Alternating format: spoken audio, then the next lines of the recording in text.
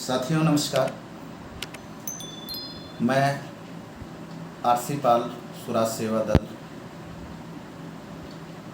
महानगर सचिव आप लोगों के बीच आया हूं और प्रदेश के उन सभी निवेशकों, चाहे वो सहारा के हों, चाहे वो पल्स के हों, चाहे जेकेबी के हों, चाहे अनंत निधि के हों या अन्य किसी भी कंपनी के जो लोग हैं, उन सभी लोगों के लिए एक खुशखबरी भरी न्यूज़ लेकर के आए कि हम लोग बहुत पिछले काफ़ी वर्षों से लड़ाई लड़ रहे हैं और प्रदेश के उन शासन प्रशासन को जगाने का प्रयास कर रहे हैं कि हमारी जो लड़ाई है वो एक एक नागरिक का, एक एक निवेशक का धन वापसी का है। और अभी 21 तारीख को एक शासनादेश भी जारी हुआ जो हमारा अनियमित जमा योजना पाबंदी कानून 2019, जिसको हम शॉर्ट में बट्स एक्ट कहते हैं, और बट्स एक्ट 2019 की सभी प्रदेश के सभी जिलाधिकारियों के लिए एक शासन आदेश जारी हुआ है। और उस पर मैं उन सभी निवेशकों से एक आह्वान करना चाह रहा हूं कि लोग आगे आएं और आगे आकर के सभी अपने जिलाधिकारियों के पास जाएं और अपने दावे पेश करें। इसी कड़ी में मैं उन सभी प्रदेश के जितने भी सहारा के निवेशक हैं या अन्य कंपनियों के जितने भी निवेशक हैं, अभी हम लोगों का चाहे वो स्वराज सेवा दल हो, चाहे ऑल इंडिया जनसंघर्ष न्याय मोर्चा हो, चाहे तपजप है, चाहे वो विश्व भारती स्टो या इस तरीके से जितने भी देश में संगठन चल रहे हैं, उन सभी संगठन ने एक आह्वान भरा है और एक होकर के 31 जुलाई 2023 को हम लोगों का दिल्ली में रामलीला मैदान में एक आंदोलन, बहुत बड़ा आंदोलन होने जा रहा है, जहां पे कई लाखों लोग उपस्थित हो रहे हैं। उसी तरीके से प्रदेश के उत्तराखंड से एक एक नागरिक से मैं आह्वान करना चाहता हूं कि 31 जुलाई को अपने भुगतान को पाने के लिए, उस भुगतान को लेने के लिए उस आंदोलन में अपनी अपनी सहभागिता दिखाएं। लोग जरूर पहुंचें और अपने अपने ज़िले में आप लोग संगठित होइए, ज़िले में संगठन को बढ़ाइए। आप लोग एक ग्रुप तैयार करिए, ग्रुप तैयार करके आप लोग अपने अपने प्रदेश के, अपने ज़िले के सभी जिलाधिकारियों के पास अपना दावा पेश करें। अपने एक एक आने में अपने उनके खिलाफ FIR दर्ज करिए, उन सभी कंपनियों के अधिकारियों के खिलाफ, और उनके खिलाफ FIR दर्ज करके उनकी कार्रवाइयों के लिए निरंतर आप लोग प्रयास करते रहें। जिस तरीके से हम लोगों का सहयोग मिले, आप लोग चाहेंगे, पूरा हम लोगों का सहयोग मिलेगा और स्वराज सेवा दल हमेशा आप लोगों के साथ रहेगा खड़ा। और उन कंपनियों का या हमारा जो बट्स एक्ट 2019 कानून बना है, जो संसद में पास हुआ है, उस पर हमारे राष्ट्रपति की मोहर लग गई है, जो उस कानून की अनुपालना करने के लिए जब पूरे देश में कानून बना है तो उस कानून के तहत एक एक निवेशक का भुगतान 180 कार्य दिवस में हो। साथ ही आज जो सहारा को लेकर के एक हमारे सहकारिता मंत्री, हमारे गृह मंत्री श्री अमित शाह जी ने एक पोर्टल लॉन्च किया है। पोर्टल लॉन्च करने से लोगों के 10,000 रुपये, लोगों ने तो अपनी पूरी ज़िंदगी भर की गाढ़ी कमाई यहाँ पे लगाया हुआ है। लोग तो रिटायरमेंट हुए, लोगों ने अपने ज़मीन के जो कहीं बिक्री किया, लोगों ने लाखों करोड़ों रुपए निवेश किया हुआ था, क्योंकि सहारा इंडिया एक ऐसा मुँह था जिस पे लोग प्रधानमंत्री, मुख्यमंत्री, बड़े बड़े नेता, बड़े बड़े सेलिब्रिटी अपने फ़ोटो उनके साथ में खिंचवाते थे, उन लोगों का सहयोग करते थे। इसके वजह से लोगों के अंदर एक जो राष्ट्रगान की उन्होंने भारत माँ का नाम ले करके जो लोगों में एक विश्वास कायम किया, उस विश्वास में आज उन्होंने ये देश के उन नागरिकों का, प्रदेश के उन नागरिकों के साथ जिस तरीके से सहारा इंडिया ने या सहारा इंडिया के अधिकारियों, सुब्रत राय जैसे ठग ने जिस तरीके से ठगा है, उस ठग के खिलाफ हम लोग आवाज़ उठाएं और ज़्यादा से ज़्यादा लोग संगठित हों। और ये जो पोर्टल है, वो पोर्टल एक लॉलीपॉप है। उस 10,000 से भुगतान संभव नहीं है, उस 10,000 रुपये से किसी का निदान नहीं होना है। उसमें कहीं ना कहीं सरकार ने पूरी तरीके से सहारा इंडिया का संरक्षण दिया है और सहारा इंडिया को संरक्षण दे करके कुछ समय और उनको मौका दिया है कि जो देश में जैसा सहारा समूह कहता था कि 36,000 पूरे देश में हमारे पास 36,000 एकड़ जमीन है, जो देश के सबसे बड़े लैंड बैंक के रूप में सहारा इंडिया जाना जाता है। लेकिन आज ऐसे अनेक शहरों में या प्रदेश के, चाहे वो काशीपुर हो, चाहे रुड़की हो, चाहे हरिद्वार हो, चाहे देहरादून, ऐसे कई शहरों में जहां जमीनें खरीदी गई, इसी की आड़ में कभी सुप्रीम कोर्ट का हवाला दे करके, कभी हाई कोर्ट का हवाला दे करके, कभी एम्बार्गो का हवाला दे के, कभी प्रतिबंध का हवाला दे के, कभी इस लॉलीपॉप जो दिया गया है एक पोर्टल का, उसका हवाला दे करके कानूनी अड़चनों से बचते हुए अपने उन जमीनों को बेच करके और सुब्रत राय अपना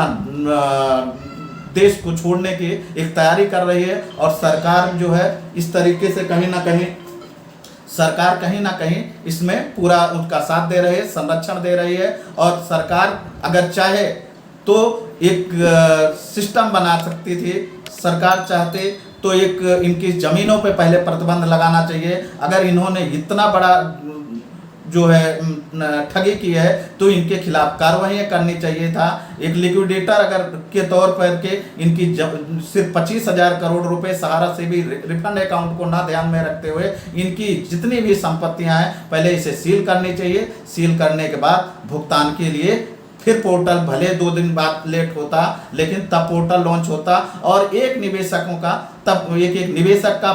पूरा भुगतान जैसे जैसे पोर्टल पे अपलोड होता रहता और भुगतान होता रहता। इसमें कोई बाध्यता नहीं होनी चाहिए थी कि 10,000 रुपये पहले में या 20,000 है या 30,000 रुपये की बातें नहीं होनी चाहिए। अगर CRC सेंट्रल रजिस्ट्रार ने चारों सोसाइटियों का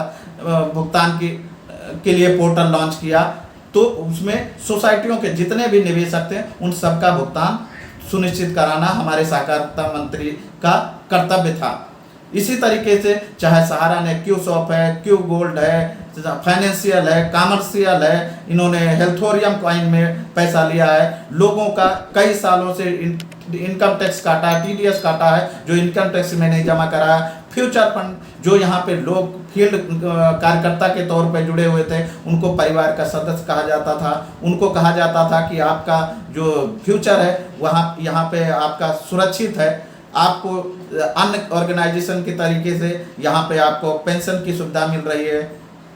फंड की सुविधा फ्यूचर फंड की सुविधा मिल रही है, यहाँ बोनस की सुविधा मिल रही है। और फ्यूचर फंड ऐसे तमाम हमारे कार्यकर्ता इंडिया से जुड़े हुए थे जिन्होंने अपने भविष्य को इसमें एक अंधेरे में डाल दिया और इसमें जुड़ करके लोगों के जो सुरक्षित हमारा फ्यूचर फंड है उस फ्यूचर फंड को भी वापस नहीं किया, जिसके वजह से आज जो लोग हैं वो बेरोजगार हुए हैं। बेरोजगारी के साथ साथ उनका जो निवेशित धनराशि हो या TDS धनराशि हो, चाहे फ्यूचर फंड हो, उस कोई भी किसी भी चाहे वो सोसाइटियों के अलावा अन्य फर्मों में जो सहारा इंडिया ने पैसे लिया है और उसका भुगतान नहीं कर रही है। साथ ही तरह तरीके से शासन प्रशासन में चाहे कोर्ट में जितना पैसा खर्च करके जिस तरीके से सरकारों का सहयोग लेकर के सरकारों का साथ लेकर के जिस तरीके से निवेशकों के साथ अत्याचार हो रहा है, इसी वजह से आज देश में कई हजारों लोग जो है आत्महत्या कर लिए हैं। आज किसी का परिवार जो है घर में किसी का बेटा था, किसी का पति था, वो अपनी जीवन लीला समाप्त कर लिया। किसी की बहन बेटियों की शादी नहीं हुई, किसी कोई इलाज के लिए मर गया, किसी को यहाँ तक कि है कि सहारा इंडिया ने उन लोगों को एक आखिरी में कफन तक के लिए पैसा नहीं दिया, ना ही कोई सिंपैथी दिखाया। और इतने बड़े ठग महाचंडाल का सरकार कहीं संरक्षण दे रही। मैं फिर उन लोगों से मांग करूंगा, सरकार से भी करूंगा कि सरकार इसको संज्ञान ले और एक नए तरीके से, एक नए सिस्टम के तरीके से या बर्ड्स एक्ट के तहत जिला अधिकारी को ये करें कि जो भी लोग अपने ज़िले में हैं, अपने एक जिस तरीके CRC में लोगों ने अपनी शिकायतें दर्ज की तो 22 मार्च 2022 को रोक लगाई गई इनके चारों सोसाइटियों पे, उसी तरीके से बर्ड्स एक्ट के तहत दावा पेश करने के लिए कहे और हर जिले स्तर पे उसकी जांच बैठाई जाए और उस तरीके से जिला कलेक्टर के स्तर से इनका भुगतान कराया जाए और पूरे देश की ज़मीनों को, जो भी ज़मीनें बिकी हैं उनको तत्काल प्रभाव से